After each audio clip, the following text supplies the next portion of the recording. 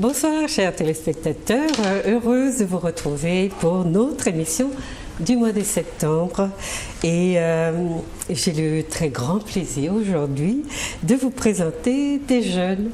J'en voulais beaucoup plus mais bon, c'est difficile parce que c'est la rentrée.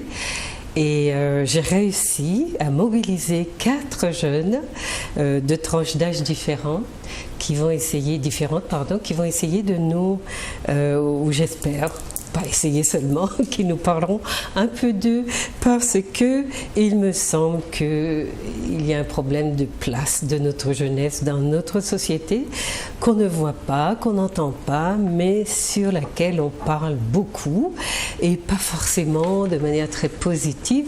Donc je me suis demandé comment ça résonnait dans leur petite tête, comment ils voyaient, ils entendaient ces discours et quels effets ces discours avaient sur eux. Alors voilà, il aurait fallu une grande salle avec plein de jeunes pour parler de tout ça, mais on va se contenter des 4 qui sont présents et qui vont nous faire le plaisir de nous éclairer justement sur leurs ressentis, mais aussi sur leur vécu, sur leurs passions, sur leurs loisirs, sur leurs relations avec leurs parents, les grands-parents s'ils en ont, et puis entre eux, entre pères ou entre jeunes de tranches d'âge différentes. Voilà. Je vous souhaite beaucoup de plaisir et surtout, j'espère que vous tendrez une oreille attentive à ce que nous disent notre jeunesse, parce que nous disent nos jeunes, en tout cas ceux qui sont présents là sur le plateau, et que ça nous aidera peut-être à aborder la question de l'éducation, entre guillemets, des déviances, etc., à partir de tonalités un petit peu différentes. Voilà. Alors, on va se présenter. Je vais commencer par mon plus jeune invité, c'est Jorick. Voilà. Alors, tu veux te présenter aux téléspectateurs? D'accord. Je m'appelle Jorick Marceline Godésir. Je suis scolarisée au CNED. Au CNED. Au CNED. Et j'ai 9 ans et demi. 9 ans et demi. Et au CNED, tu es en quelle classe alors? En CE2? Au CM2. Au CM2, waouh! Et tu veux nous dire pourquoi tu es scolarisée au CNED? Je suis scolarisée au CNED parce que j'ai des problèmes d'allergie. Tu as des problèmes d'allergie et tu ne peux pas aller à l'école? Non. Non? Parce que sinon je vais passer je vais passer pour aller prendre quelque chose qui n'est pas bon pour moi. Ah oui, il ne faut pas que tu touches à des choses, de la nourriture qui n'est pas bon pour moi. Qui peut causer ton allergie. Hein? Et tu es contente de ça? De rester à la maison? De ne pas aller à l'école avec les petits copains? Oui. Tu es contente? Tu aimes ça? Oui. Comment ça se fait? Tu es tout seul alors à la maison? Je ne suis pas tout seul. Je suis avec mon papa et ma maman qui vit. Et puis je travaille. Mais des fois, je serai avec mon papa, pour aller près de la mer.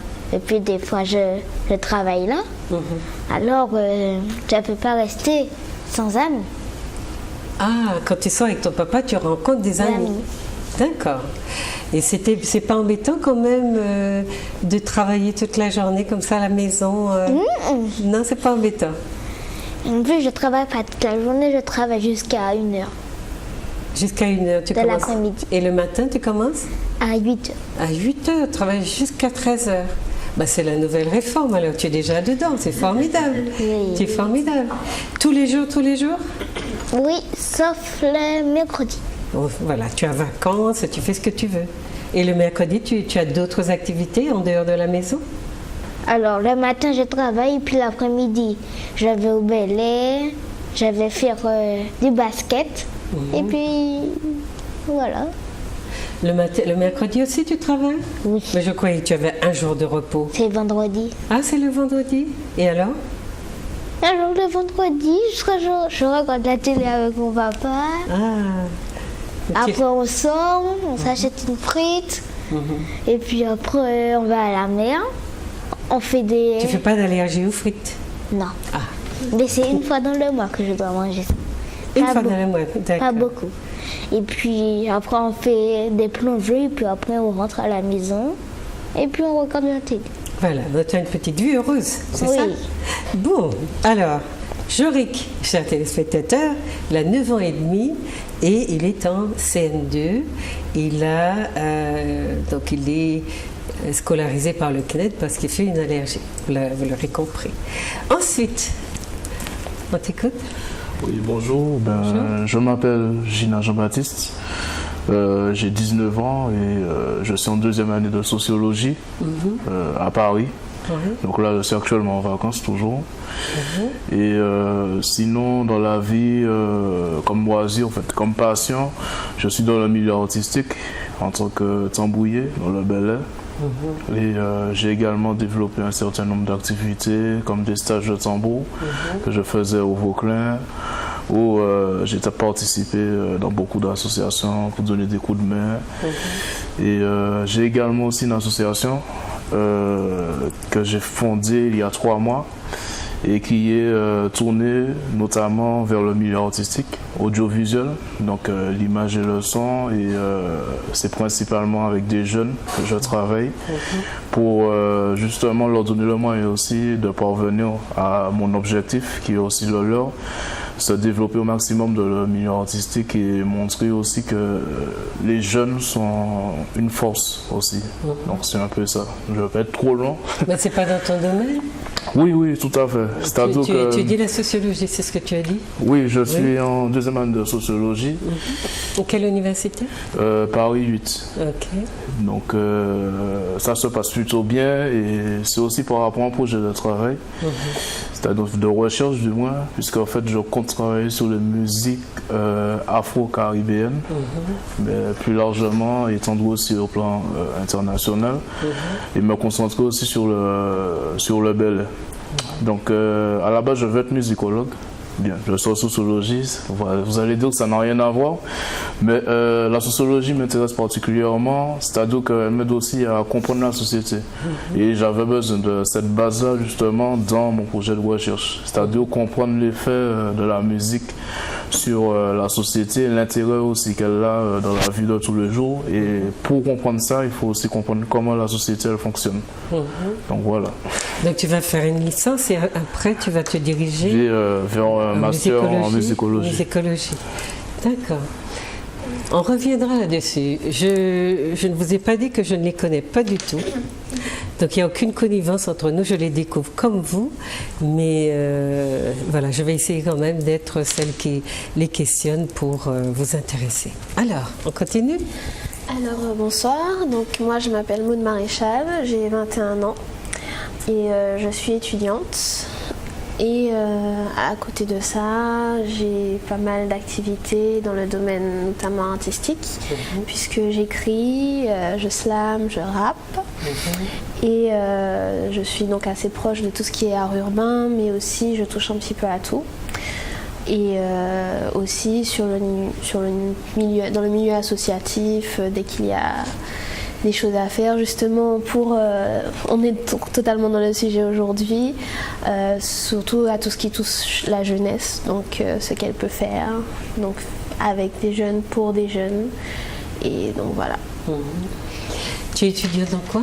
Alors j'étudie le tourisme, donc c'est un BTS? Voilà, donc pour le moment je prends des cours par correspondance sur ce BTS-là, pour pouvoir en même temps justement travailler et développer toutes les activités, puisque je ne tiens pas en place en fait. Donc voilà. Tu es une hyperactive. C'est bien, tu ne t'ennuies pas, c'est ça que ça veut dire? Je ne me laisse pas le temps. D'accord, il y a beaucoup de jeunes qui s'ennuient parce qu'ils ne sont pas assez construits justement. Voilà, c'est... D'accord. Il y a des choses à faire. Souvent j'entends oui, mais il n'y a rien. Depuis l'époque du lycée où on cherche ses études à faire après, où tout le monde veut partir parce qu'il n'y a rien ici. Moi je dis premièrement il y a beaucoup. Et deuxièmement, s'il n'y a rien, ça veut dire qu'il y a à faire. Donc faisons. Mais ça veut dire aussi que quand on est bien construit, bien rempli à l'intérieur, on a une forme de créativité qui prend le relais et qui vous aide à trouver aussi des choses à faire. Il y a énormément de choses qu'on peut faire, mais comme souvent souvent, on reste dans des standards où on attend quelque chose de bien précis de nous. Il y a une phrase qui m'a marquée, il paraît que c'est Albert Einstein qui l'a dit, mais bon, de nos jours, on n'est pas trop sûr au niveau des citations, c'est que chaque personne a un talent et que par contre, si on mesure la capacité d'un poisson à grimper aux arbres, il va croire qu'il est bête toute sa vie.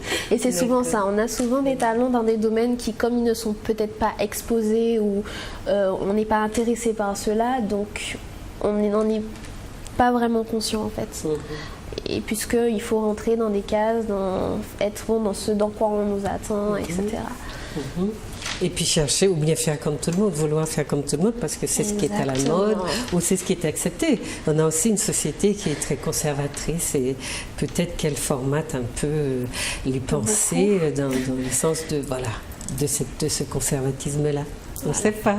Enfin, on va réfléchir aussi à comment améliorer notre société. C'est vous les jeunes de demain et les petits messieurs aussi de demain qui allez faire évoluer votre société. Elle vous appartient, d'accord ? Elle est à vous et il faut que vous développiez ce sens de propriétaire de votre société, chez vous, en vous. Et toi alors ? Alors, je m'appelle Mathieu Seraline, je suis originaire du François. J'ai actuellement 16 ans et je suis scolarisé au lycée La Jetée du François. Je commence cette année d'ailleurs demain, une terminale S.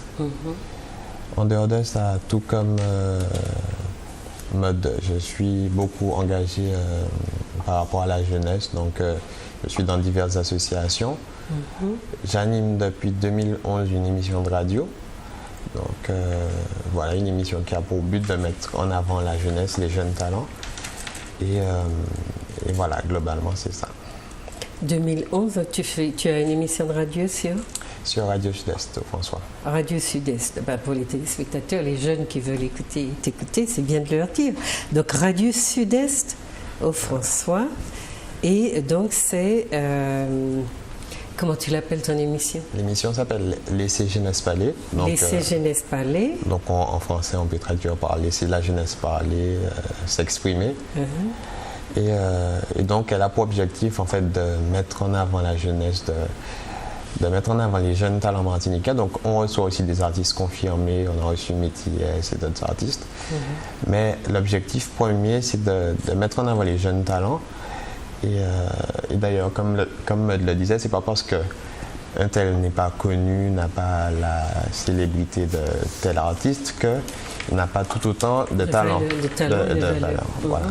Du coup, l'émission sert à mettre tous ces jeunes-là en avant. D'ailleurs, beaucoup de jeunes ont fait, entre guillemets, leur première fois en radio dans l'émission Laisser jeunesse parler sur Radio Sud-Est. Aussi, donc tu vas nous raconter tout à l'heure comment, chers téléspectateurs, je me suis mise à les tutoyer tout naturellement. Alors, j'espère que ça ne vous choque pas. Du tout. D'accord.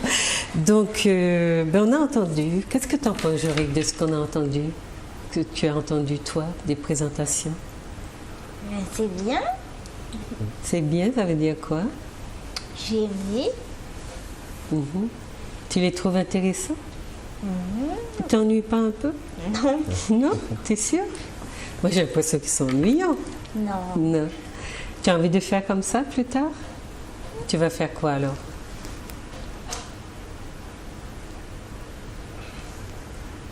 Je sais pas. Bon, je vais te laisser une demi-heure pour réfléchir et je reviens à toi, d'accord ?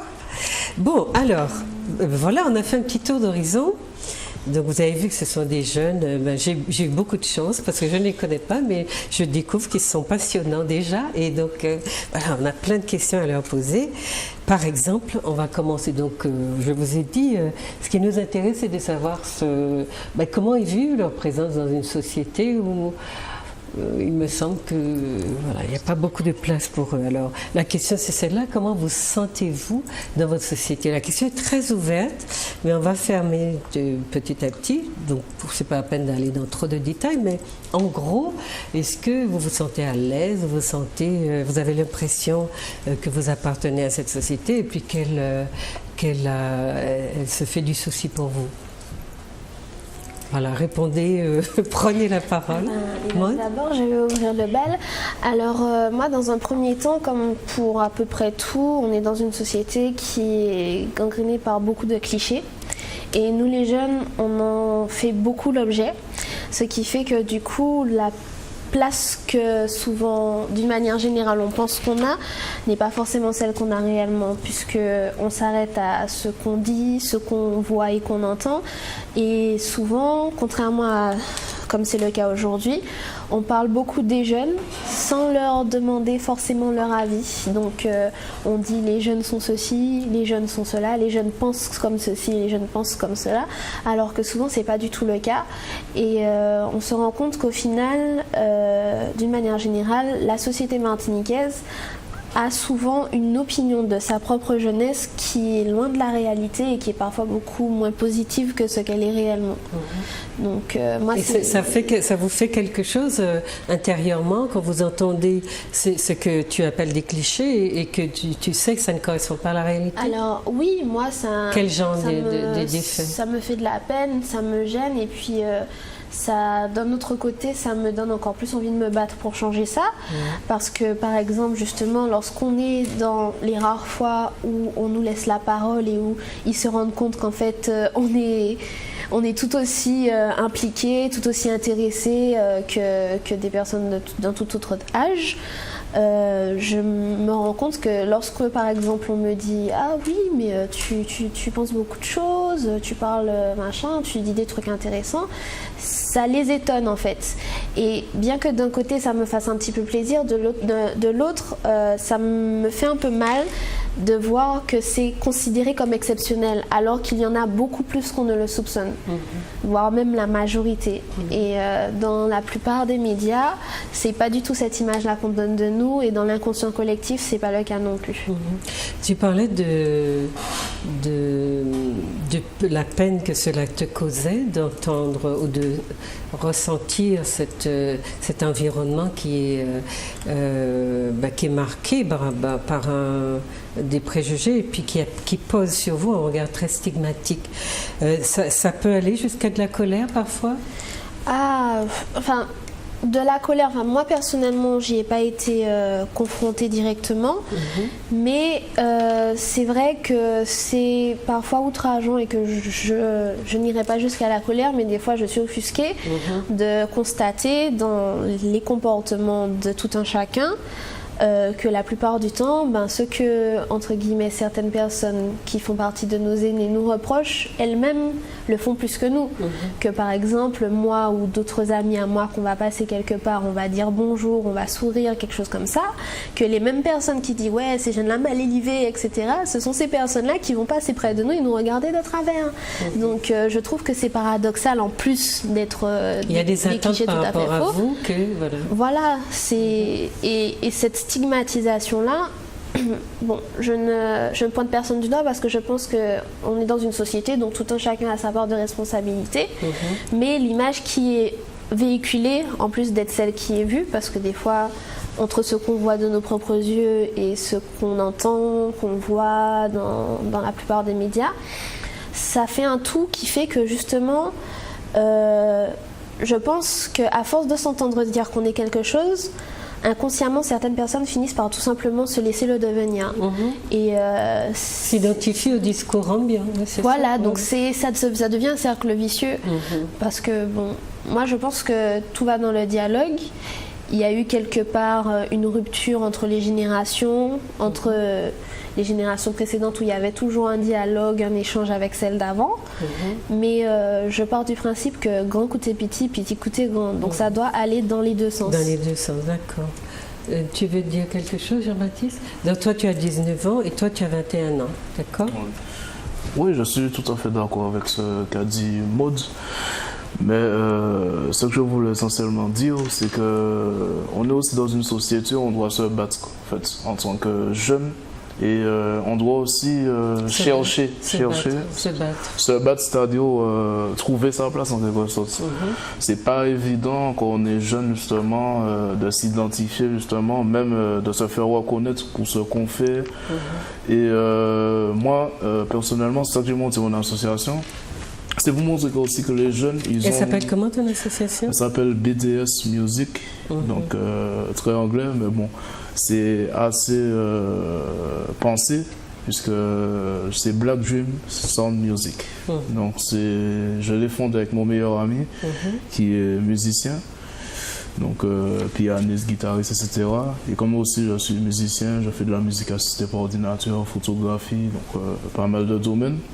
Donc c'est pour ça qu'on a décidé de monter cette association et puis de trouver le maximum de jeunes qui partagent aussi la même passion, même des jeunes chics. Par exemple, on a même rencontré des gens dans la rue, des jeunes qui peut-être à première vue n'ont pas beaucoup de talent, mais si justement on décide de parler avec eux, d'échanger, on voit qu'ils ont un talent, soit on leur donne une feuille de papier. Il faut le cultiver. Mais je parlais de la place, de la manière. Tu disais que. Est-ce que c'est à la Martinique spécifiquement que tu as l'impression? C'est pas propre à la Martinique. C'est pas propre à la Martinique, mais tu n'as pas l'impression que c'est plus difficile à la Martinique qu'ailleurs? Non, partout. Moi, personnellement, ça fait 1 an que je vis sur Paris. Bon, c'est pas vraiment une grande durée, mais ça m'a permis quand même ce peu de temps de voir que les jeunes, ils ont, peu importe le pays, le jeune, il va toujours être placé dans une sorte de sphère. En fait, la jeunesse, elle va être toujours placée dans une sphère comme un cas social, c'est-à-dire comme un fait, c'est-à-dire que ça va toujours être un problème pour la société. Les jeunes sont un problème. Pourtant, les jeunes sont une force qui permettent justement à la société d'avancer. Et comment tu expliques ça? Les jeunes sont un problème pour la société? Ça peut venir de différentes... il y a différentes raisons. C'est-à-dire que l'adulte en lui-même, il va se voir justement comme celui qui est meilleur, celui qui a peut-être le plus grand savoir, celui justement qui est porteur. Or, comme Maud l'avait évoqué, ça va dans les deux sens. L'adulte, il peut apporter justement des choses que la jeunesse n'a pas, mais la jeunesse aussi peut apporter justement des choses que l'adulte n'a pas. Ça va dans les deux sens. Et si justement on n'apprend pas à travailler ensemble, justement, de génération à génération, je pense que ça risque pas d'avancer. Et c'est pour ça que justement la jeunesse, elle se laisse aller. Je ne vais pas parler de tous les jeunes, puisqu'il y a des jeunes justement qui sont là pour recadrer les choses et qui ont envie justement de faire la société avancer. Mais il y a des jeunes qui se laissent complètement aller. Mais c'est entraîné par quoi? Par les médias. Et les médias, ils sont entretenus par qui? Les adultes. Si justement vous divulguez une image de la jeunesse toujours négative, et qu'il y a des jeunes talents, des jeunes artistes justement qui ont besoin justement d'avancer, de faire avancer les choses. Mais ce qu'on veut comprendre aussi, c'est pourquoi ce regard, cette stigmatisation et ce que tu disais, ce sentiment qu'ont les jeunes que la société, qu'ils sont un poids pour la société, alors que tu disais en même temps que c'est l'avenir d'une société. Je vais vous donner un exemple qui est très simple. Quand on va entendre, je ne sais pas, sur le journal qu'un jeune il a braqué telle ou telle station, tel ou tel magasin, tout de suite, ça va créer un effet de masse. La jeunesse, elle n'est pas bonne. Vous avez vu, les jeunes, ils sont comme ça. Pourtant, c'est un jeune qui a fait quelque chose, tous les jeunes, ils ne sont pas bons. C'est en fait ce que je veux, le point sur lequel je veux mettre l'attention, c'est les médias qui créent justement l'effet de masse. Si les médias ils rapportent que la jeunesse, ils sont bien, ceux qui font de plus en plus d'ailleurs, je ne vais pas dire qu'ils ne le font pas, mais s'ils disent que la jeunesse, oui, c'est une force, franchement, ils font ci, ils font ça, etc. Vous avez vu les actions, il y a des jeunes artistes, etc. Ils vont dire là, oui, la jeunesse. Donc ils seraient un petit peu, ou les adultes les voient un peu comme des concurrents, parce qu'ils ils veulent aussi leur place et qu'il faudrait qu'éventuellement les adultes se serrent un peu et leur laissent un peu d'espace, justement. Ce que les adultes comprennent, c'est qu'ils ont déjà eu leur place et que leur place, elle sera toujours là. Mais nous aussi, on a besoin justement d'avoir notre place. Et pour qu'elle soit là, il faut justement qu'ils reconnaissent qu'on soit là aussi, qu'on est essentiel aussi. Parce que si eux, ils ont déjà avancé, si on veut nous avancer, il faut qu'ils nous donnent aussi cette force. C'est important. Tu as compris, Joël, que tout ce qui se raconte là? Un tout petit peu. Qu'est-ce que tu sens? Tu as l'impression que les jeunes sont de trop dans cette société? Non. Non? Tu as l'impression qu'ils ont leur place? Non. Ils n'ont pas leur place. Tu vas me dire pourquoi? Parce que tu ne les vois nulle part. Oui, Tu les vois à la télé? Oui, des fois. C'est vrai? Pas tout le temps. Les jeunes de ton pays, tu les vois à la télé? C'est vrai? Ah, je suis contente pour ça. On va revenir là-dessus. Alors, vas-y Mathieu, qu'est-ce que tu veux nous dire par rapport à cette problématique de la place des jeunes dans leur société? Mais au risque de répéter un peu ce que Maud et Jean-Baptiste ont dit, en fait, moi je pars de l'idée que tous les jeunes en Martinique, dans le monde entier, ont un talent quelque part. C'est juste qu'ils vont tellement prendre l'habitude de lire les médias, de lire hier un jeune a braqué telle bijouterie, tel magasin, ça. Mais ça, c'est chez nous, ça. En France, ici, les jeunes ne sont mais pas... ça se passe partout. Non, les jeunes sont visés comme ça. Les jeunes sont visés tous les jours, ils sont à la une des journaux.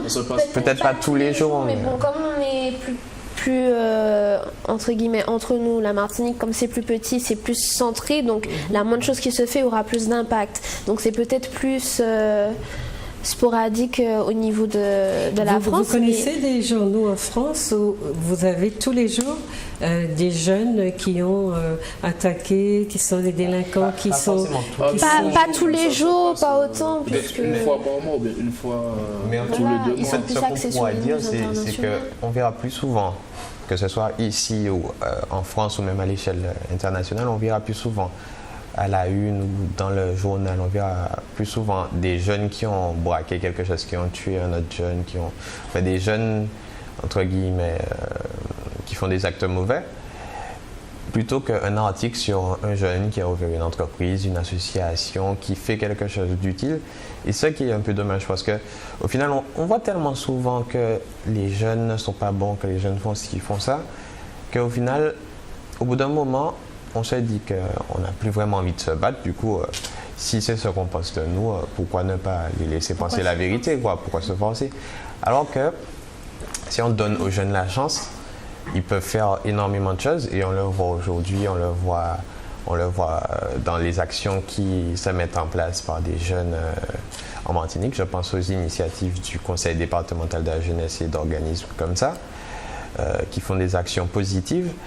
Et moi, je trouve dommage que dans les médias, on ne parle pas assez. On en parle peut-être une fois tous les 3 ans, mais on ne parle pas assez de ces jeunes qui sont actifs, et on parle plus des jeunes délinquants, alors que on connaît tous les phénomènes de mode. Oui, mais là, ce sont des constats. Moi, ce que je vous demande, c'est pourquoi ça? Pourquoi ça fonctionne dans ce sens-là et pas dans l'autre? Puisque chez les adultes, on sait bien que ils sont sans arrêt insensés. Et c'est vrai que on sait les lauriers qu'ils récoltent, ils ont des prix, ils sont valorisés, mentionnés, donnés un modèle. Et les jeunes qui sont dans la même situation le sont très rarement. Enfin, ils sont plutôt dans un prix, dans des catégories inverses, et puis des phénomènes de visibilité, ils sont rendus visibles négativement, tandis que les adultes le sont positivement. En fait, pas forcément, parce que je pense pas, après je ne suis pas expert non plus, mais je ne pense pas qu'il y ait plus de jeunes qui fassent de choses mauvaises que d'adultes qui en font. Mais en fait, le truc, c'est que déjà, les adultes ont une image de la jeunesse. Et c'est cette image que beaucoup de jeunes en Martinique essayent de casser, en fait, beaucoup de jeunes actifs essayent de casser, parce qu'on a tellement l'habitude d'entendre les jeunes sont mauvais, que le prochain jeune qu'on croise, on va se dire, il est mauvais, on ne va même pas chercher à savoir s'il n'est pas président d'une association ou quelque chose qui est utile à la société. Et de l'autre côté, les jeunes, plus ils vont voir entre guillemets, ils sont mauvais, plus ils vont le penser et plus c'est ce qu'on appelle en psychologie la réalisation de la prophétie. C'est-à-dire, à force de vous entendre dire que vous êtes mauvais, eh bien vous identifiez à ce type de personnage négatif, et vous devenez vous-même négatif pour vous-même. Et en fait, moi je pense même que c'est un petit peu, peut-être un phénomène de mode, puisque si on Par exemple, les chaussures, si on voit une paire de chaussures que tout le monde porte, au bout d'un moment, on va se dire, ah, mais si tout le monde le porte, je vais le porter aussi. Mais c'est la même chose dans les journaux, dans les magazines. On va tellement voir les jeunes sont délinquants, les jeunes sont ci, qu'on va le devenir. Alors que dans l'autre sens, si c'était des jeunes actifs qu'on mettait en avant, donc chaque semaine, chaque jour, chaque mois, au bout d'un moment, les jeunes qui lisent ces journaux, qui lisent ces informations-là, se seraient dit, ah mais s'il fait ça, moi aussi il faut que je me mette dans quelque chose parce que voilà. Une identification positive. Qu'est-ce que tu voulais dire, Jorik? Tu n'étais pas d'accord avec ça? C'est pas que je suis pas d'accord, je suis tout à fait d'accord. Ce que je voulais dire, plus que les jeunes, plus les jeunes écoutent des choses qui ne sont pas bonnes, plus ils vont devenir mauvais. Et puis, en fin de compte, à la fin, ils vont commencer à braquer, à tuer, et puis faire des autres choses qui ne sont pas bonnes. Mais les choses qu'ils entendent qui sont pas bien, qui est-ce qui les dit? Ce sont les parents, c'est la société, c'est la télé, c'est qui? Des fois la télé. Donc des quand ils fois, regardent des films mauvais, tu penses que ça des peut films, les des émissions? Des émissions, de la musique mauvaise. Et puis aussi des fois les parents. Puis voilà. Et qu'est-ce que c'est la musique mauvaise? Comment dire? Qu'est-ce que c'est la musique mauvaise? Oui, tu m'as dit que ça peut les influencer négativement. Oui, parce que les dessins qu'ils montrent à la télé, et puis des fois c'est un fusil qu'on montre à la télé, des fois c'est un... Dans les clips alors, tu vois les clips vidéo, d'accord? Des fois. Puis voilà. Des fois dans les films, il y a des épées, il y a des fusils. Des armes. Des armes. Alors, quand ils vont devenir grands, ils vont prendre des fusils, des armes, et puis ils vont se mettre à tuer des gens. À imiter. Et toi, ça te ferait ça? Non. Non. Puisque j'écoute pas et je ne regarde pas des films mauvais. Violent? D'accord. Alors, Maud, tu veux dire quelque chose? On se demandait tout à l'heure pourquoi. Oui, je pense qu'il faut réfléchir sur le pourquoi. Moi, je me suis souvent posé la question, puisque bon, je ne comprenais pas, je me dis mais pourquoi donc. Et effectivement, il y a deux phénomènes. Il y a un premier phénomène qui est l'engrenage, d'où c'est parti, je ne sais pas, la poule ou l'œuf qui est venu en premier, je ne sais pas.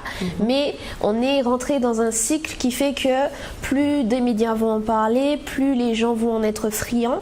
Parce qu'il y a aussi ça, il y a aussi le fait que d'un côté, il faut vendre et le sensationnel fait vendre.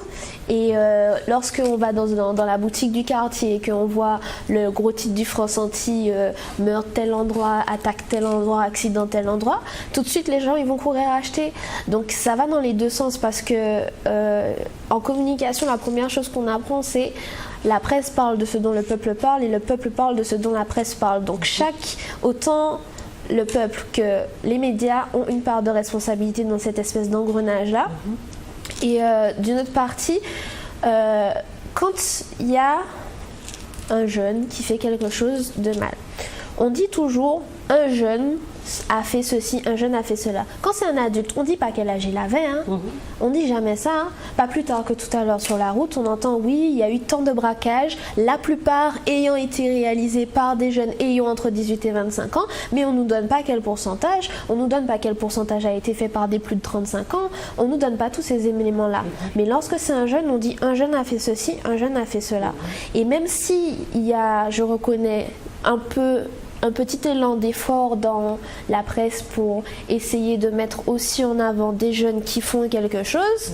En première page, ce sera toujours l'accident de voiture parce qu'il avait bu, ce sera toujours le braquage, et puis il faudra aller chercher dans la petite page tout petit entre tel pub et tel article pour voir, ah au fait, tel jeune a ouvert une entreprise, tel jeune a obtenu un diplôme, ou etc. Donc il y a il ne faut pas ne pas parler de ce qui est négatif ou ne parler que de ce qui est positif. Il faut parler de tout. Mais c'est la proportion qui fait que on aura la même proportion dans notre tête. Quand tu entends sur 10 jeunes dont on parle dans les médias, t'en entends 9 où on entend parler à cause de braquage, de choses comme ça, et puis t'en entends un comme ça. Dans la tête du peuple, ça voudra dire qu'il y en a 1 sur 10 qui fait quelque chose de bien. Il y a des parents qui disent, j'ai entendu des adultes dire dans les émissions qu'ils ont peur des jeunes. Ah, mais Quand oui. ils sont assemblés notamment, ils en ont peur. Ça signifie que le phénomène sur lequel tu attires l'attention est un phénomène c'est une forme de stigmatisation qui est oui, tout à répétitive, mais qui a produit un effet assez inattendu. C'est que ce sont souvent les parents qui se retrouvent dans la situation de craindre leurs propres enfants, mais bien que les éléments que vous apportez sont intéressants, on n'en a pas encore de réponse au pourquoi. Et ça, c'est le travail des sociologues. Donc, c'était... Jean-Baptiste, tu vas essayer de nous donner des explications, parce que moi, je tiens à ce que, quand nous parlons de nos problématiques, que nous ne restions pas à une description en surface, que nous essayions de creuser pour comprendre le pourquoi du phénomène réellement. D'accord? Alors, tout à l'heure, tu me parlais de tous ces jeunes qui sont traités partout. Je ne sais pas si tu connais beaucoup de pays où 62% de la jeunesse est au chômage. Tu en connais beaucoup? Beaucoup de pays où le chômage est élevé, mais pas où la jeunesse. Voilà. Donc ça, il faut réfléchir à ces... Il faut aussi que nous sommes un petit pays. C'est pas... Eh bien, justement, on aurait dû être beaucoup moins chômeurs que cela. Bon, tu vois, non, il ne faut pas chercher des explications dans l'épaisseur des pays, etc. Nous, on a cette vision de petits pays parce que... Non, on a cette vision-là parce que les anthropologues ou les ethnologues, etc., qui nous ont étudiés venaient de grands pays et du coup, ils nous ont projetés dans une échelle toute petite, mais si nous avions inventé notre propre regard socio, anthropo, ethno, etc., nous ne serions pas dans ces descriptions-là. Et ça fausse énormément le débat de toujours dire où on est un petit pays, où on est... Et c'est parce que ce sont les grands pays qui nous ont étudiés et qui nous ont situés par rapport à leur dimension. Mais nous, en tant que pays, en tant que pris isolément, nous sommes grands dans tout, dans ce sens où nous sommes relativement aussi grands que le territoire nous le permet, que nos esprits nous permettent de... Enfin, le territoire géographique nous limite, mais nos têtes ne sont pas limitées.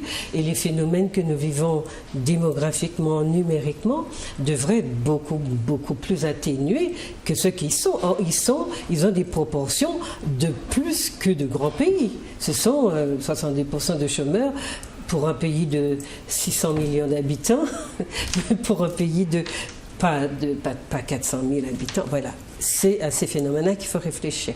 Maintenant, on a envie de parler de ce que la société vous offre. Là, vous avez parlé de son regard. Il est sévère, il est stigmatique, c'est-à-dire qu'il est systématiquement dans un rendu visible d'une jeunesse qui a l'air de gêner, qui a l'air finalement d'être un poids. Donc, ce qu'on veut comprendre, et on va revenir à Jean-Baptiste tout à l'heure, c'est pourquoi la jeunesse qui est l'avenir d'un pays, pourquoi cette jeunesse-là a l'air de poser des problèmes à ses adultes ou à l'ensemble de la société. D'accord? Donc, ce que j'aimerais qu'on voit maintenant, c'est qu'est-ce que la société vous offre. On laisse de côté le grand débat de comment vous vous sentez dedans. Est-ce que ça fait quand même que vous vous sentez bien, vous vous sentez mal, ou vous avez toujours cette impression qu'il y a des regards un peu violents qui se posent sur vous et qu'il faut vous protéger de ces regards-là? Parce que j'ai l'impression que les jeunes ont énormément de méfiance par rapport aux adultes. Ça, c'est mon ressenti. Énormément de méfiance. Et ils passent... Alors, il y en a, bien sûr, ça n'empêche pas qu'ils saluent, qu'ils soient très corrects dans l'éducation. Mais ils ne se livrent pas. On ne sent pas qu'ils se lâchent. On ne sent pas qu'ils sont... Il y a une très grande méfiance de notre jeunesse par rapport à ces adultes. Est-ce que vous le ressentez comme ça? Vous-même, vous vivez cette méfiance? Mais en fait, ça dépend de l'état d'esprit qu'on a.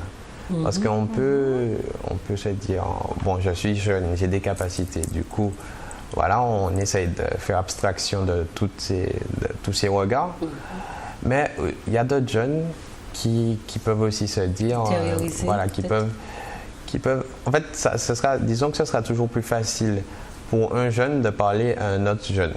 Donc, que ce soit pour des problèmes ou des choses heureuses, c'est toujours facile pour un jeune de parler à un autre jeune parce que le jeune en question est dans sa tranche d'âge. Et alors que dans le sens contraire, il serait allé parler à un adulte, il aurait eu peur de la réaction de l'adulte, de ce que l'adulte aurait pu penser, puisque cette personne-là aura vécu des choses, aura déjà un préavis sur ce que le jeune va lui dire. C'est de la méfiance alors. Voilà, c'est de la méfiance. C'est une sorte d'appréhension d'aller vers l'adulte et d'être abroué en fait, ou de ne pas être compris. Je pense qu'on a peur d'être jugé. Les jeunes ont peur d'être jugés. Mais peut-être parce que vous sentez que justement on est dans le jugement tout le temps avec vous. Tout à fait. Ça laisse des séquelles en fait dans la relation. Et c'est pour ça que beaucoup de jeunes ont peur de faire des choses. Ça m'est arrivé de croiser des jeunes extrêmement talentueux, mais qui en fait, sans cesse se remettre en question, ils se disent, plus on les complimente, plus on leur dit oui, tu as des talents, tout ça, moins, plus, enfin, je ne vais pas dire plus ils savent en faire, mais plus ils se disent que, en fait, ils avaient l'impression à la base de ne pas avoir de talent, de n'être bon en rien. Ils ne croient pas. En fait, ça manque de confiance en soi. Et cette confiance ou cette estime de soi aurait dû être construite à la base. Et c'est les parents ou la société. Ça s'est construit dans le sens contraire. C'est-à-dire, même quand vous allez les aider plus tard à découvrir leur talent, eh bien, ils auront du mal à y croire. Parce qu'à la base, on n'a pas planté le germe de la confiance en soi et de l'estime de soi en eux. Donc ils doutent d'eux de manière perpétuelle ou en permanence, si vous préférez, parce qu'il y a cette base qui est un peu déficiente. Et la méfiance qu'ils sentent vers... C'est parce que dans l'éducation, les méthodes qui sont privilégiées sont aussi des méthodes de stigmatisation. Tu es couillon, tu es imbécile. Ça vient de notre passé. Et beaucoup d'enfants, on l'entend très souvent, foutu couillon, foutu ceci. Et c'est toujours le foutu. Et c'est quelque chose que l'enfant a l'habitude d'entendre. En plus, quand il est très hyperactif, quand il est très jeune. Tu es d'accord avec ça? Qu'est-ce que tu entends? Mon papa, à chaque fois quand je fais une bêtise, il dit « Ah mais fous tout couillon !» Bon, alors papa, on va lui dire papa, attention, tu ne lui dis plus ça. Ça va le marquer définitivement, donc tu ne lui dis plus ça. Tu as vu qu'il ressent quelque chose en entendant notre conversation, tu l'as ressenti. Tu n'aimes pas ça du tout? J'aime pas ça. Ouais. Eh bien, regarde la caméra et dis-lui, papa, j'aime pas ça du tout. Papa, j'aime pas ça du tout. Alors, faut pas recommencer. Voilà. On essaye de comprendre ce qui touche nos enfants, pourquoi ils sont blessés. Nos enfants sont blessés en permanence par nous et nous avons du mal à cultiver en eux de la confiance en soi et puis à les voir rayonner. Moi, je suis très très surprise de voir comment on passe près des écoles, dans les lieux, ils se rassemblent, on les voit éteints. On ne sent pas qu'ils rayonnent, on ne sent pas qu'ils sont dans un environnement qui les sécurise. Et cela a des ramifications dans tout ce qu'ils font. Donc, c'est bien de les entendre et c'est bien surtout de savoir ce qui les blesse pour qu'on n'ait pas à répéter, à entretenir ces blessures-là. Alors, on voulait parler de qu'est-ce que la société vous offre. Alors, on va parler un peu des loisirs. Tu veux nous dire qu'est-ce que la société t'offre? Alors, en loisirs, tu as dit on peut parler de beaucoup de choses. Hein. Après, on va parler un peu de ce que vous voyez dans les médias, etc. Et qu'est-ce que la société t'offre à toi, Jorik? Beaucoup de choses. Alors, dis-nous un petit peu.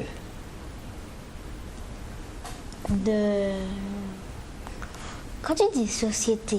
La société, c'est tu vis dans un monde. Il y a la famille, il y a maman, papa, mais il y a aussi mamie qui est toujours qui t'entoure beaucoup. Compris.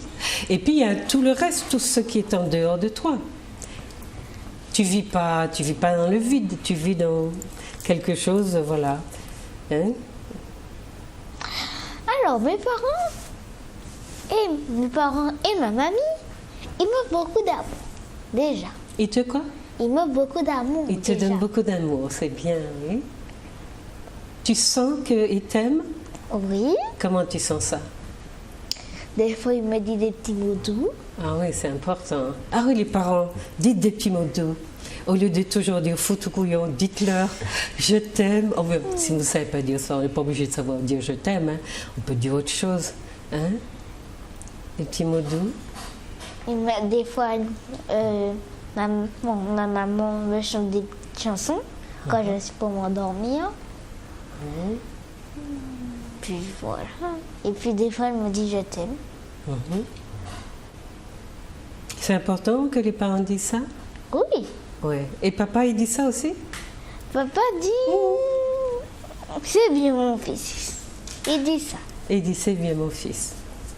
D'accord. Il dit pas que foutu couillon. Il dit pas que ça. Non, il ne dit pas Alors, que ça. on va lui pardonner un petit peu. Hein? mais on va lui dire de ne pas le dire. D'accord? Donc, la société dans laquelle tu vis t'offre quoi, tu m'as dit? Alors, tes parents t'offrent beaucoup d'amour, tu en es conscient et tu es content de ça. Et puis, la société elle-même? La société elle-même. En dehors de tes parents, tu as l'impression que la société pense à toi, elle fait des choses pour toi? Pas beaucoup de choses. Pas beaucoup de choses. Bon, on va essayer de voir dans les détails. Alors, qu'est-ce que la société vous offre? Alors, j'ai parlé des loisirs, mais on peut aussi mettre là-dedans votre place dans les médias. Est-ce que vous avez l'impression de vous voir reflété dans les médias, quand vous regardez la télé, quand vous écoutez la radio, quand vous lisez les journaux, à part les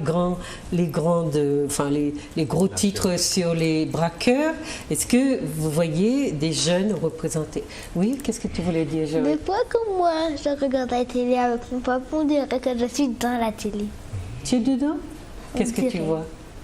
Alors, on dirait que quand je suis, des fois, comme je rêve devant la télé, alors on dirait que je suis dans la télé et que je fais à la place des acteurs, c'est moi qui c'est toi le qui fais. joues. Ah, tu te projettes dans les personnages. Ah oui, et les personnages te ressemblent? Un petit peu. Un tout petit peu? D'accord. Alors, est-ce que vous vous voyez projeté, représenté dans les médias, par exemple? Moi, je dirais, je rebondis en fait sur ce que Jorika a dit. La télé, en fait, elle nous offre de l'imagination. C'est-à-dire que je regarde beaucoup de films, beaucoup de séries, beaucoup de choses comme ça. Donc, ce ne sont pas des trucs d'ici ni de France, c'est plutôt des États-Unis. Mais, alors je ne sais pas si c'est que moi ou si c'est tous les jeunes. Je pense que ça concerne tous les jeunes.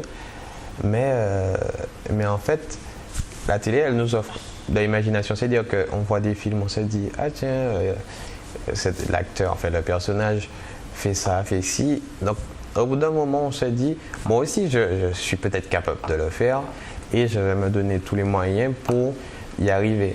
Donc, ce sont des modèles un peu, les personnages. Voilà, peut-être pas des modèles, mais je ne sais pas quel mot utiliser à la place, mais des figures qui vous inspirent. Pour qu'on s'y identifie, c'est-à-dire que chaque personnage, surtout dans les séries qui sont assez tournées vers les jeunes, aura un ensemble de clichés entre guillemets qui seront injectés à petite dose dans chaque personnage au niveau de la personnalité, des traits de caractère que tout un chacun peut avoir, de manière à ce que dans chaque série il peut ici avoir un personnage auquel on va s'identifier, on va se sentir proche de lui parce que il a une histoire similaire, parce qu'il a un trait de caractère, parce qu'il fait quelque chose qu'on aime, et je pense que c'est étudié pour et c'est fait exprès, puisque plus on s'identifie à un personnage, plus on va accrocher. Après, si on a notre place dans les médias, je dirais peu, et j'irais même jusqu'à dire pas assez. Enfin, je parle de la jeunesse martiniquaise. La jeunesse martiniquaise. Parce que d'autres jeunesses c'est clair que voilà. Mais télé. la jeunesse martiniquaise, pas assez. Pas assez. C'est-à-dire qu'on est assommé à coups ailleurs, et nous, on ne se retrouve quasiment nulle part. Ces feuilletons brésiliens, ces feuilletons indiens, ces telenovelas, où à l'américaine, puisque le monde tourne à l'américaine maintenant, mais on va avoir une fois tous les 10 ans une série ou un film qui va venir de nous, qui est fait par nous et pour nous, avec des acteurs qui viennent de notre propre société. Ils essayent d'évoluer, d'aller vers ça, de créer des séries, par exemple, avec des Antillais, mais c'est rare. Il y a la question des films, mais dans les informations, par exemple, j'ai observé que lors des journaux en prime time, ou bien dans les journaux de manière plus générale, il est très rare qu'on interviewe les enfants de la Martinique. C'est très souvent des petits Français ou des petits enfants blancs. C'est très, très rare que les petits enfants noirs ou de couleur, si on veut, se voient projetés. On n'entend pas leur voix, on ne sait pas comment ils pensent et on se demande pourquoi c'est comme ça, parce que les petits enfants blancs sont une proportion très, très mince de la population et ils sont surreprésentés dans la télé. C'est vrai aussi pour les adultes et on ne comprend pas pourquoi les enfants d'autres couleurs. C'est un petit peu vrai dans la publicité, n'est-ce pas? Je n'ai pas vu d'enfants comme vous, beaucoup dans la publicité. Vous voyez en publicité? C'est très rare. C'est très rare. C'est vraiment très rare. Sur les panneaux, on voit aussi. Même sur les panneaux publicitaires. Oui, vous voyez. Voilà, c'est pas évident. Et à votre avis, c'est dû à quoi ça? C'est les modèles de marché, en fait, c'est fait comme ça. C'est ce qui fait de base. Même quand c'est des Martiniquais, ça va être souvent la chabine, la mélatresse, le métis. Donc c'est vrai que, ethniquement parlant, tout le monde n'est pas représenté parce qu'il y a des standards dans l'inconscient collectif. On a encore des séquelles qui font que on pense que ça rend plus, ça rend mieux, c'est plus joli, c'est plus ceci, c'est plus cela. Après, c'est vrai qu'il y a un chemin qui est en train de se faire. On n'est plus au même stade qu'il y a quelques années. On commence à avoir d'autres styles, on va dire. Mais il y a des choses où on il y a d'autres couleurs qui revendiquent leur place. Voilà, on va avoir un peu plus d'afro, un peu plus de loxé, un peu plus de plus foncé, des choses comme ça. Petit à petit, c'est un cheminement identitaire qui se fait, mais c'est vrai qu'il y a encore quelques années, c'était quelque chose qui se voyait peu et on n'avait pas tous notre place, on n'était pas tous représentés. Ça vous choque ou ça crée quelque chose en vous, le sentiment que vous n'existez pas? Comment vous réagissez par rapport à ça? Comment ça? C'est-à-dire le fait que quand vous regardez la publicité ou quand vous écoutez les infos, vous n'êtes jamais vraiment représenté ou vous n'êtes jamais interviewé, on n'entend pas vos voix, enfin je ne sais pas. Mais en fait, on a deux choix. Oui. On a deux choix. Et c'est toujours comme ça, on pourra même le représenter. Donc là, on parle de la télé, des médias, mais on pourra le représenter, par exemple, dans une salle de classe banale. Les élèves qui sont au milieu de la classe, donc qui ne sont ni excellents, ni turbulents, qui sont moyens ou même insuffisants. Donc on est moyen.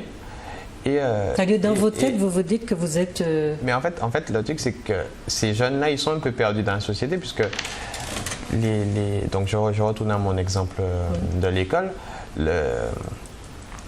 L'enseignant va se souvenir des élèves excellents qui ont les meilleures moyennes, qui réfléchissent le mieux et tout.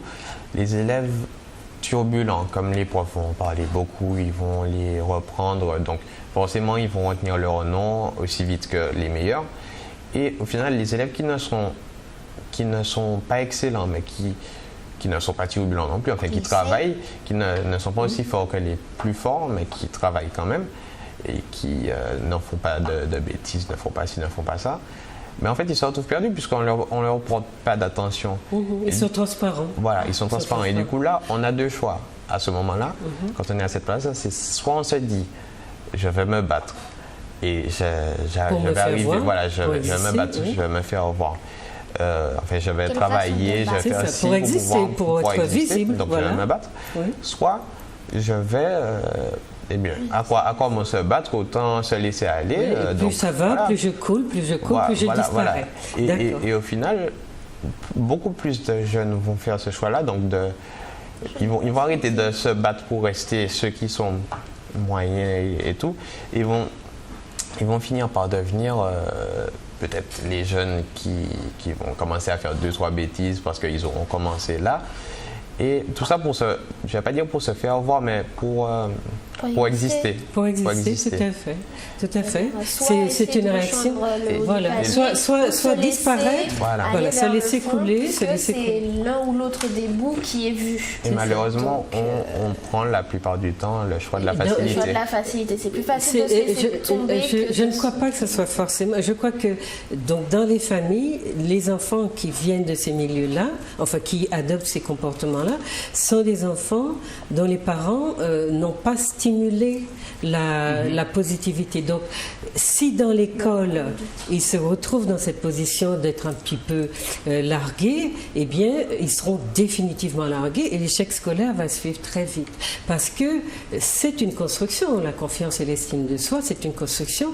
Et si vous avez des parents qui sont convaincus de vous, eh bien, premièrement, il y aura des échanges avec eux. Vous pourrez leur dire papa, maman, la maîtresse ne me regarde pas, elle ne me voit pas, je suis transparent, je ne comprends pas ça. Elle regarde toujours ceux qui sont devant, ils sont toujours ci, ça. Et il y a des possibilités d'agir si l'enfant vient partager avec un parent en qui il a confiance ce sentiment qu'on construit son invisibilité, qu'on le fait disparaître et qu'il n'est pas prêt à l'accepter. Maintenant, beaucoup d'enfants, et cela tient aussi à la relation qui est entretenue dans la famille, beaucoup d'enfants vont se laisser couler et on voit le taux d'échec scolaire augmenter parce qu'un enfant qui n'est pas regardé, mais en psychologie sociale, on a beaucoup fait ces expériences-là, il y a des nourrissons qui se laissent mourir quand le parent, la mère, ne les regarde pas. Ce sont des expériences qui sont tellement puissantes, qui montrent à quel point le regard est important et le sentiment d'amour, d'être aimé. Et quand on voit Jorik, c'est un enfant très épanoui parce qu'il est aimé et il le sait. Il peut le dire, il peut dire, on me dit je t'aime. Ça veut dire que c'est un enfant, quelles que soient les catastrophes qu'il vivra, c'est un enfant qui saura rebondir. Et un enfant qui n'a pas ça derrière, cette souche épaisse, costaude, qui a construit sa confiance en soi, c'est un enfant qui va se laisser couler à au premier sentiment d'échec qu'il aura.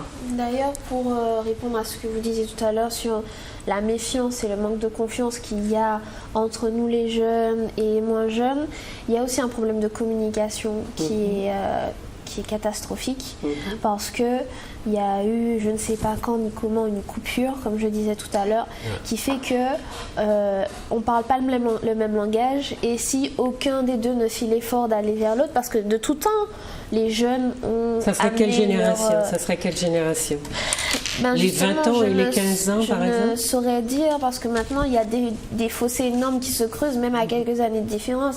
Alors, de tout temps, même nos parents, quand ils avaient notre âge, ce qu'ils écoutaient ou ce qu'ils regardaient, c'était déjà révolutionnaire pour les générations de leurs aînés. Mais il y avait quand même ce dialogue.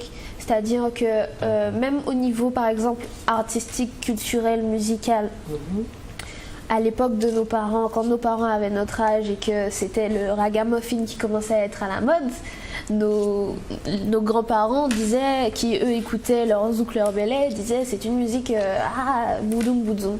Et maintenant, ces mêmes parents qui ont connu l'époque du ragamuffin nous trouvons, avec notre dancehall, avec notre rap, avec notre machin, que c'est nous qui avons la musique boudoum boudoum. Donc ça, de tout temps, ça existait. Par contre, il y a un dialogue. Et comme je disais, grand côté petit, petit côté grand, chacun peut apprendre de l'autre. Est-ce que vos parents, écoutent ce que vous écoutez? Personnellement, je fais l'effort, en fait. C'est-à-dire que je vais écouter, voilà, si je fais pas le pas, ils vont pas le faire. Mais par exemple, je vais écouter ces morceaux de machin Et puis, je vais lui dire, écoute ça, mais ne t'arrête pas à l'instrumental qui a beaucoup de basses, machin, écoute le texte. Écoute le texte. Parce que souvent, on entend, ouais, le rap, machin, c'est sauvage, c'est physique, machin. Mais ça, c'est peut-être même pas 50% de ce... C'est même pas la moitié. Et puis, la plupart des textes, ce sont des textes revendicatifs, ce sont des textes qui parlent justement de faire quelque chose, etc.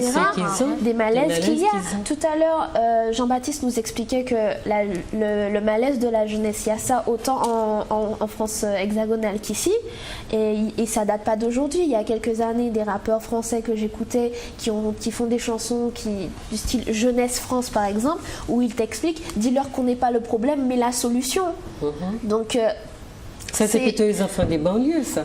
Voilà, banlieue ou pas banlieue, j'ai envie de dire. Non, c'est important parce qu'il y a un problème de classe. Il y a un problème de classe aussi. Les enfants des classes favorisées en France, vous ne les entendez pas chanter ça. C'est pas la même chose, c'est clair. Ici aussi, probablement. C'est clair, c'est pas la même chose. Mais ici, c'est pareil. Le fils qui sait que quoi qu'il fasse, il aura des parents qui vont lui donner le piston, bien qu'il ait une entreprise à récupérer plus tard, qui sait qu'il n'aura pas de souci à se faire, n'aura pas la même problématique que n'importe quel enfant lambda qui doit se battre et puis qui rentre dans cette... On parlait tout à l'heure du chômage. Nous, on a du mal à trouver notre place. Pourquoi ? Parce que lorsqu'on est jeune, qu'on veut travailler, on nous dit qu'il faut les diplômes. Quand on a les diplômes, on nous dit qu'il faut l'expérience. Mais l'expérience, si vous ne nous donnez pas le travail, on ne peut pas l'avoir. C'est une espèce d'engrenage. Encore un autre cercle vicieux à ajouter à la liste. À force, on fait des colliers avec. Et c'est exactement ça. On est dans un... Et comme il disait, la place qu'on ne nous laisse pas, il y a des choses où plein de jeunes sont très doués et ont des compétences et des aptitudes, qui font certaines choses qu'ils maîtrisent peut-être mieux que leurs aînés qui sont déjà là, mais que comme eux, ils sont déjà là, et que même s'ils sont plus au fait ou qui sont peut-être pas capables de faire les mêmes choses parce que ça va vite, tout avance très vite, ils vont pas forcément... Non, pas, des fois, ils ont plus de compétences que ceux-là, mais ceux-là ne vont pas pouvoir laisser leur place. Et nous, on va être obligés de jouer des coudes et le peu qui va y arriver aura beaucoup trimé. Donc, il y a un début d'explication là, ce qu'on disait tout à l'heure. Pourquoi cette stigmatisation forte ? Parce qu'on est peut-être dans une société où il n'y a pas assez de place. Il n'y a pas assez de place. Et ceux qui sont en place ne même laissent devant pas. Brad Loclet, donc comme ils étaient déjà là, voilà. Ils sont là, mais il y a des questions d'âge. Enfin, il y a une question de passer le relais et peut-être. Et puis de confiance, la confiance c'est dans les deux sens. On se méfie de ceux qui se méfient de nous, parce que nous, pourquoi on leur fait pas confiance ? Vous prendriez une place qu'ils veulent occuper encore. C'est ça. Ça peut être dérangeant. Mais on va pas s'éparpiller. On reste bien sur. Donc, qu'est-ce que la société vous offre ? On a vu que sur le plan de votre représentation dans les médias, c'est très, ça laisse beaucoup à désirer. Vous ne pouvez pas dire, je me projette dans un visage que je verrai sur un panneau, etc. Chez nos enfants d'ici, toi tu te vois sur les panneaux ? Tu peux te projeter chez des enfants sur des panneaux publicitaires ? Très rarement. Très rarement, je crois aussi. On avait déjà poussé des gueulantes par rapport à ça, parce qu'en France, quand vous regardez les publicités, justement parce que les gens se sont battus, mais chez nous, on ne se bat pas. Il faut croire que ça convient à notre société. En France, les brunes se sont battues pour que les blondes ne soient pas toujours les seules représentées. Et aujourd'hui, vous avez de manière assez systématique des publicités qui vous présentent les trois couleurs. Chez les Français, ce sont les couleurs de cheveux, les blondes, les roux, enfin les blonds, les roux et les bruns. Donc vous les voyez associés de manière assez systématique. Et chez nous, non, il y a une grosse partie de la population qui est majoritaire et qui est exclue de cette représentation. Donc il faut se battre et lutter et dire à la société qu'elle doit penser, puisqu'elle se dit plurale, et multi-ceci, multi-cela. Et des bonnes choses. Donc, il faut que tout le monde se retrouve dans les représentations. Donc, dans les journaux, on a vu un peu. Ça existe des journaux pour jeunes, comme par exemple Phosphore ou des journaux qu'on trouve en France, beaucoup pour les jeunes. Et puis, il y en a d'autres, je ne sais plus. Non, ça existe. Attends une seconde. Qu'est-ce que tu voulais me dire tout à l'heure ? Je voulais te dire Oui, excuse-moi. que il faut que les adultes ne pensent pas que de mal, mais aussi de bien De qui? des jeunes. Des jeunes, oui. Il faut penser plus de bien pour les jeunes que de mal. Parce que si on pense plus de mal pour les jeunes vont continuer à devenir mal, Mauvais, oui. mauvais. Mais si les adultes parlent du bien des jeunes, les jeunes vont peut-être essayer de se rattraper. Quand ils sont pas bons. Mais s'ils sont déjà bons, ils c'est seront pas la bons, peine. ils sont encore meilleurs. Hein? Oui. S'ils sont... Oui, tu as raison. Je voulais revenir Oui. sur un point Oui. par rapport à ce qu'il disait d'ailleurs. En fait, il n'y a pas que les adultes. Il y a aussi, parce que ça va dans les deux sens. Les jeunes aussi, ils ont aussi, Anti-vieux. ils ont leur part de responsabilité dans ce problème. Parce que nous, jeunes, si justement on a cette vision que ouais, on doit se laisser aller, que ouais, oui, les jeunes, c'est... Mais si on doit profiter, alcool, on doit aller en soirée, etc. Il y a ça, mais il n'y a pas que ça. Et il y a des jeunes qui se laissent vraiment aller dedans. Il ne faut pas dire que... En fait, les adultes ont leur responsabilité, mais aussi les jeunes, ils ont aussi leur part. Moi, je me rappelle des années où j'étais au lycée. On était dans une classe où l'effectif est normal, 20, 30 personnes, etc. Quand vous voyez, je discutais souvent avec des professeurs, quand ils me disent que eux, ils se battent justement pour que la majorité justement des élèves réussissent. Et quand vous voyez qu'il y a des jeunes à 7 heures, il a un Jack Daniel ou bien une bouteille de rhum ou bien quoi que ce soit, et alors que les parents, justement, ils ont les moyens. Il y a des parents qui ont les moyens, justement, d'envoyer... puisque quand tu as ta grosse paire d'Air Max, ou bien tu vois, tu as des beaux fringues, tu es swag, etc., pour ça, il y a l'uniforme. Je crois aussi tu donnes aussi les moyens de réussir. Et on est dans une société, justement, où l'apparence compte. C'est important. On n'a pas beaucoup dans la tête, mais on veut justement être joli aux yeux de tout le monde, etc. Et on se fiche vraiment dans ça. Et la jeunesse, je ne dis pas que la jeunesse, il y a les adultes aussi, mais la jeunesse se fiche dans ça. On a les capacités, mais on pense qu'on n'a pas les capacités. Donc, pour combler le vide, on s'habille bien, on se fait voir bien aux yeux des autres, etc. Auprès des amis qui a la plus belle paire de tennis ou bien le plus beau swag. Ça dépend de ce qu'ils ont entendu. Donc je vais faire une objection à ton analyse, mais je vais d'abord écouter Jory. Vous prenez la parole aussi si vous voulez. Dis-nous Jory. C'était pour... C'est Jean-Baptiste qui vient de s'exprimer. C'était pour dire la même chose que Jean-Baptiste. Mais ce que je voulais dire, c'est que c'est pas la peine de se faire beau, puisque tu es déjà beau. Alors c'est pas la peine de te remettre beau, puisque tu es déjà beau. Donc on est beau naturellement, hein. On n'a Voilà. pas besoin de s'embêter pour ça. Ben voilà, on est beau, ben, peut-être que ceux-là dont parle Jean-Baptiste ne se sentent pas beaux. Peut-être qu'ils ne sont pas construits pour se sentir beaux. Parce que toi, tu te sens beau parce que tu es construit pour ça. Tu as des parents qui te disent et tu sens que tu es beau. C'est ça qui est important. La beauté, l'idée de la beauté, c'est une construction, tu sais. Et puis comme il disait, c'est souvent une sorte de compensation, ça va dans tous les vices possibles. Lorsqu'on a un vide, un manque ou quelque chose comme ça, qu'on ne se sent pas à sa place, on essaie, comme disait Mathieu, de se créer une place en se faisant remarquer d'une façon ou d'une autre. Il y a certains, ça va être en montrant qu'ils ont, en montrant qu'ils sortent, en montrant qu'ils se mettent d'une certaine façon.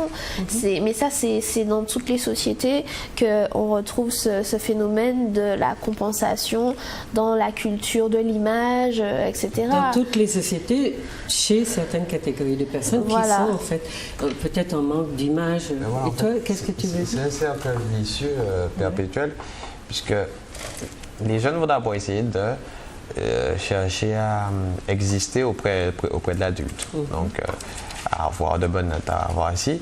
Si l'adulte ne lui porte pas d'attention, alors c'est là qu'on arrive à la partie où il va acheter la plus belle paire de chaussures pour pouvoir exister aux yeux des autres jeunes, puisque tu arrives, tu es le plus populaire du lycée, du collège, de l'école.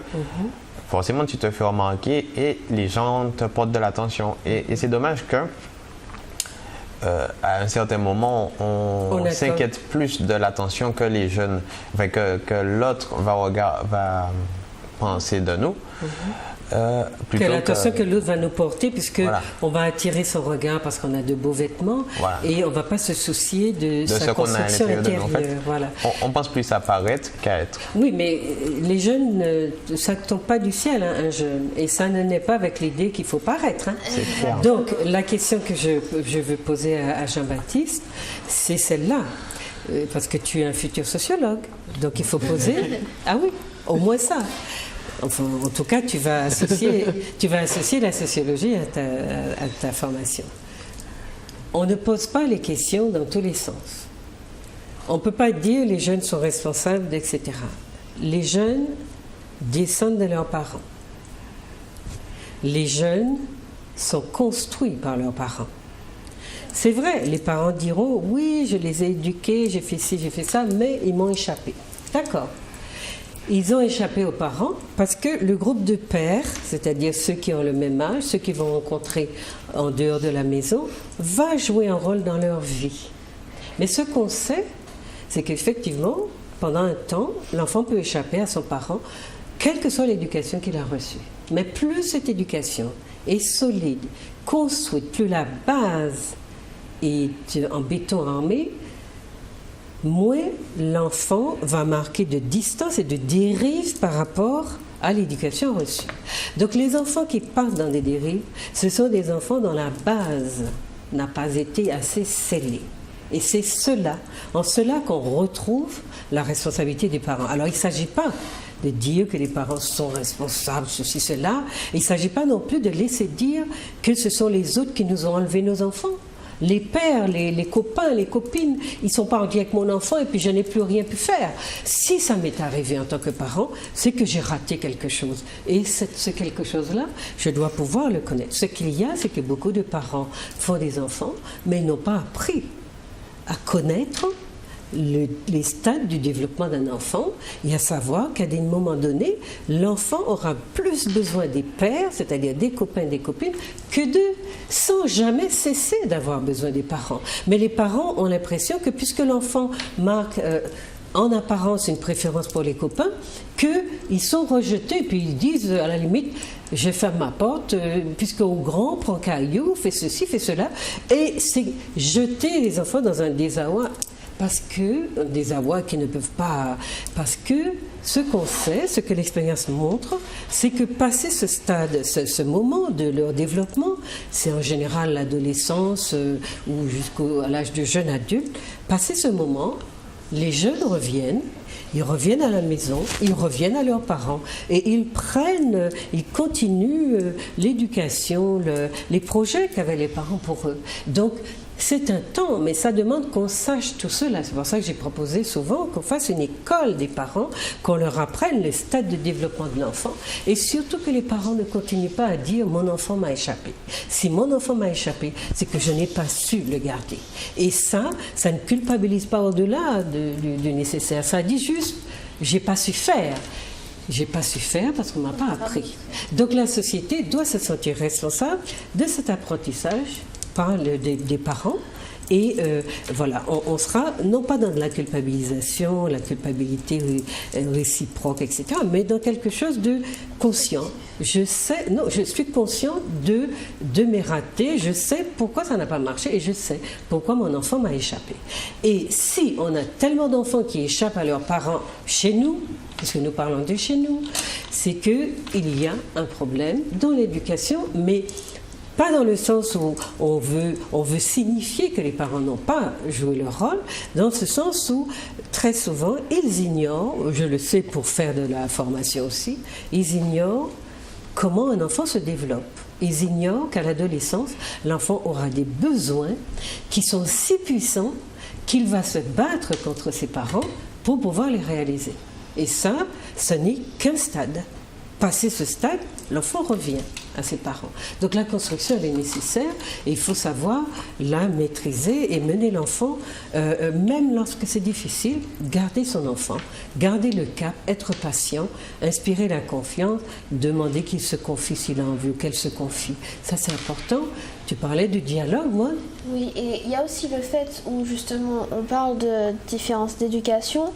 Il y a une époque où dans la société martiniquaise, l'éducation d'un enfant, tout son entourage y participait. La voisine te voyait faire une bêtise, la voisine te donnait de voler s'il le fallait.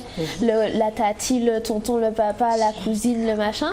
Ces personnes-là avaient une autorité sur toi. Quel que soit l'adulte que tu rencontrais, tu savais qu'il fallait le respecter parce que cette personne-là pouvait, si elle-même n'en avait pas la possibilité, allait de toutes les façons dire à ta maman.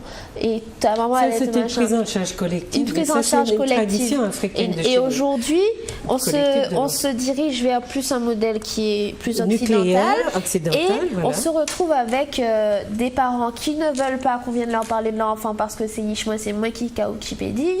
Et tu as des enfants aussi qui, dans les écoles, quand même, ne serait-ce que même dans les écoles, dans la rue, un tonton, bien même un professeur ou bien un agent de vie scolaire, puisque j'ai travaillé un moment dans un collège, quand tu vas faire une remarque, aussi anodine soit-elle à un enfant concernant le respect ou la manière de se tenir, ou bien que l'enfant va être un peu turbulent, même si l'enfant est prêt à se battre et que tu te contentes de le tenir, l'enfant va te dire « Ma maman qui est ma maman ne me parle pas comme ça, ma maman qui est ma maman ne me tape pas, ne me touche pas, ne me parle pas. » Et ça, c'est le modèle individualiste. Et les enfants sont le reflet de ce que leurs parents sont. Qu'ils entendent l'ambiance qui règne à la maison. Qui règne à la maison et en général Bien dans la sûr, société. bien sûr. Parce que pourquoi on parle autant des jeunes? Les jeunes sont le miroir de tout ce qui va bien ou mal dans la société. Lorsque on se retrouve avec un climat de violence, c'est pourquoi? C'est parce que la société va mal. Et lorsque on nous dit que oui, il y a la des famille, enfants, le noyau ou familial, le noyau familial. oui. Lorsque justement on se retrouve avec des enfants qui sont dans la culture de l'image, qui sont par exemple, on a beaucoup d'enfants qui on dit que oui, les enfants, les jeunes sont pas axés vers la culture, que leur référence c'est la télé-réalité, les feuilletons. Pourquoi? La télé, c'est qui l'a mise dans la maison? Quand l'enfant rentre de l'école et que c'est devant un feuilleton de sa maman, et c'est pour ça qu'il regarde. Mais c'est pour ça que je dis à Jean-Baptiste, on va pas, dans l'analyse qu'on fait, on doit rester dans des logiques. On ne peut pas accuser les enfants comme on accuserait des adultes. Exactement. Ça n'est pas logique parce que ce sont les parents qui sont les maîtres-pièces. Oui, je suis Mais pas ça ne d'accord. signifie pas que l'enfant n'est pas, une fois versé dans ce qu'on va considérer comme du vice, qu'il ne va pas aimer ça parce qu'il va y prendre goût, bien sûr. Ce que je voulais dire, c'est qu'en fait, je ne veux pas justement mettre les mêmes responsabilités sur les deux, mais dire que les deux partent au leur même... En fait, aussi chacun a sa part de responsabilité. Mais les responsabilités, c'est ça. Elles ne sont pas à mettre sur le même plan. C'est bien ça. C'est pas, je ne les mettrai pas sur le même plan. Les adultes aussi, ils ont une grosse responsabilité puisque c'est eux qui sont à la base justement de ce... La construction de l'enfant, c'est l'adulte qui l'a fait. C'est pas l'enfant. Il se peut qu'il ait un tempérament aidant qui va aider la famille, mais même quand l'enfant a un tempérament difficile, il faut trouver la solution. Et c'est pour ça qu'il faut se faire aider. Il y a beaucoup de parents qui n'y arrivent pas et qui lâchent prise. Et c'est ça qui est embêtant.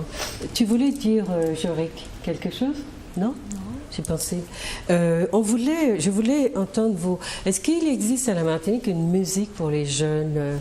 Qu'est-ce que tu as écouté, toi? Tu avais de la musique du pays quand tu as écouté... Tu as dit que ta maman te chante des berceuses. Qu'est-ce que c'est? Une berceuse française ou bien créole? Créole. Créole, c'est quoi? Tu veux la chanter pour nous? D'accord. Le titre, c'est Maman Doudou. Maman Doudou, vas-y. Maman Doudou, me piqué. Je connais pas très bien. Maman Piqué, continue. Oublié, Maman Doudou. Puis j'oublie. C'est maman qui doit la chanter. Oui. Mais si elle te la chante régulièrement, il faut que tu la... Parce qu'après, tu en auras besoin pour la chanter à ton enfant aussi, à tes enfants. D'accord? Alors, tu parles le créole à la maison? Oui. Oui, tu aimes ça? Oui. Et vous parlez le créole? Vous êtes gêné? Vous avez des problèmes hein? Non, t'as pas de problème?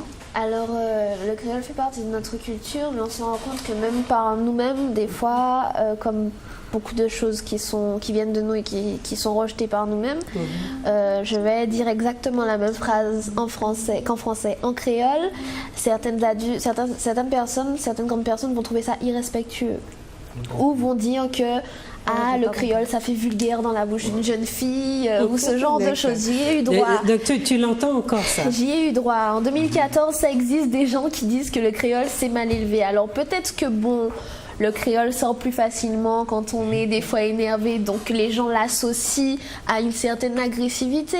Mais le créole est une langue comme toutes les langues, qui d'ailleurs est une langue qui est au carrefour de plusieurs cultures. Quand on étudie le créole, l'étymologie ou l'origine, on retrouve des structures même grammaticales qui viennent du français, de l'anglais, de l'espagnol, de l'Afrique, de la langue africaine. La structure est africaine, mais les mots sont voilà, des tournures de phrases, des façons, européennes. ça vient de tout. Il y a beaucoup de langues africaines qui sont mais à l'origine. La structure, et quand je dis structure, c'est certaines compositions, ça dépend du créole aussi. Non, les études de M. Le Créole montrent ça, mais oui. les mots, le vocabulaire est très souvent emprunté à plusieurs langues. Donc, voilà. Ça arrive que justement le créole soit, alors de moins en moins, mais on a eu une période où le créole était entre guillemets mal vu. Notre émission va commencer à s'approcher de ça. Toi, tu as un problème avec le créole, avec la langue? Non, pas spécialement. En fait, je parle le créole. Avec tes parents aussi? Avec les parents, oui. Avec les parents? Tu peux le parler avec les parents? Oui. C'est difficile, ça vient moins spontanément. Oui, voilà, des fois ça fait, si le ton monte ou si c'est des trucs, tout de suite ça va être interprété comme une agression, mais ou comme de l'insolence. Donc ça dépend du contexte. Si dans le contexte c'est calme, c'est machin, ça va passer. D'accord. Alors, et toi? Toi, tu n'as pas de problème. Toi, tu m'as dit que tu parles le créole.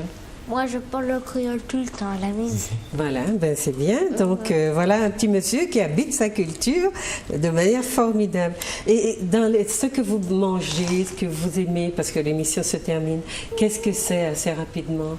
C'est local? Qu'est-ce qu'on mange? Oui, ce que vous aimez. Vous aimez la cuisine du pays, les choses du pays? Parce qu'on dit que les jeunes ne mangent pas les choses du pays, c'est vrai? C'est vrai que moi, j'aime bien Je suis pas d'accord. Tu n'es pas Parce d'accord? que je mange de tout.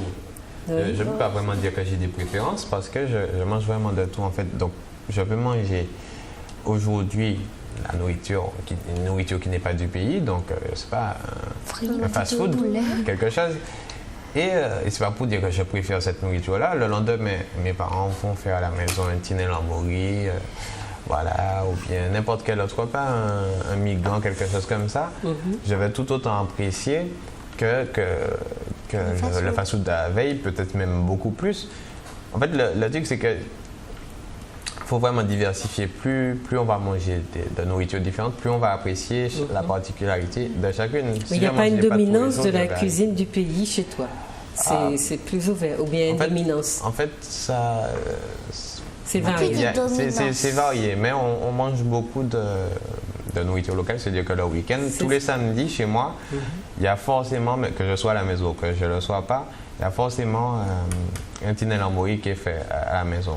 Parfois, pendant la semaine aussi, on mange du poisson, de la laitue, tous ces mets-là, mais il y a forcément dans la semaine 1, 2 ou 3 fois où on mange vraiment des légumes. Et toi, Maud? Voilà.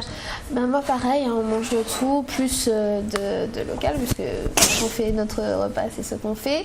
Après, il y a de tout. On va être un jour, on va être pressé, on va pas avoir le temps de cuisiner, on va pas être chez soi, bon, on va acheter, etc.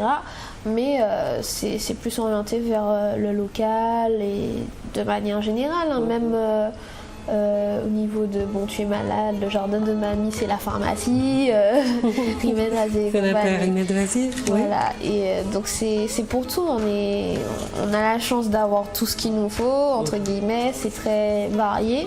Donc après, ça fait pas de mal de découvrir, parce que le côté culinaire fait partie d'une culture, donc autant il est intéressant quand on se connaît bien d'apprendre de l'autre, autant au niveau de la nourriture, de la musique, écouter une petite salsa de temps en temps, un petit autre chose, de la même façon, goûter des mets d'autres pays, même si dans la majorité, on part de chez nous. Ok. Et toi, Jean-Baptiste? Donc moi, oui, ça c'est varié à la maison. Après, j'ai pris un coup de foie cette année, quand j'étais sur Paris. Donc c'était à la base de kebab, des trucs comme ça. Oui. Mais sinon, j'adore la cuisine d'ici. Franchement, on a une très belle cuisine et je pense qu'on devrait plus ça mettre en valeur. Ah oui, elle est très variée, elle est riche. Elle est bonne aussi. Oui, oui, même je pense que même le petit déjeuner, c'est pas des cornflakes, c'est du tinelamo. Oui, non, mais le petit déjeuner chez les aînés était salé. Et le sucré, c'est européen. En tout cas, c'est en Europe que ça s'est développé. Dans nos régions, c'est du salé qu'on mangeait. Et toi, comme tu fais une allergie, tu peux pas tout manger? Je peux pas manger tous les légumes locaux, mais je peux manger quelques-uns. Quelques-uns, par exemple? Je peux manger la patate douce. Oui. Je peux manger l'igname, des fois. Des fois, oui. Des fois, je peux manger un petit morceau de Fruits à pain doux. D'accord. Et puis, qu'est-ce que je peux manger? Pommes de terre. Et puis voilà. D'accord. On va arrêter l'émission. On avait à parler de l'esthétique aussi. Je voulais vous demander plein d'autres choses. Vous voyez, chers téléspectateurs, comme ça passe vite. Je ne les connaissais pas. Je les ai découverts comme vous. Ils sont passionnants. Ils ont encore beaucoup de choses à dire. Je voulais les faire parler sur bien plus de sujets, mais bon, on ne peut pas tout faire en une émission. J'espère que ça vous a beaucoup intéressé. Je leur demande donc de vous saluer. Allez-y, dites un petit mot aux téléspectateurs, un petit au revoir. Et on va se quitter. Bonne soirée à vous. Et puis, comme vous pouvez le voir, on n'est pas tous comme on nous montre forcément ailleurs. Donc, ça va dans les deux sens. Il faut apprendre à se connaître les uns les autres. Voilà, formidable. Je dirais merci de nous avoir reçus aujourd'hui, parce qu'on a beaucoup parlé de médias qui ne mettent pas assez en avant la jeunesse. Donc, quand c'est bon, il faut le dire. Donc, merci de nous avoir reçus, de nous avoir permis de nous exprimer aujourd'hui. Et puis merci voilà. d'avoir été là. D'accord. Et toi, Jean-Baptiste? Je vous remercie aussi. Je te remercie, du moins, de nous avoir invités aujourd'hui. Ça nous a permis aussi de nous exprimer. Et puis de porter aussi un message aux téléspectateurs martiniquais, même du monde, je ne sais pas. On espère que ça va passer. On espère que le message va passer, que les jeunes, ils peuvent justement faire avancer le pays. Voilà. Et puis toi, qu'est-ce que tu veux dire? Moi, je te remercie de m'avoir invité à cette émission. C'est gentil, oui. J'ai très aimé. T'as aimé? Oui. C'est formidable. Et dis au revoir aux téléspectateurs. Au revoir, téléspectateurs. Voilà. Merci d'avoir été là. Je vous souhaite beaucoup de succès dans vos activités, radio, des cours par correspondance, les cours de sociaux à Paris 8 et puis toi avec le CNED. Et merci, chers téléspectateurs, de nous avoir prêté attention. Et puis à très bientôt.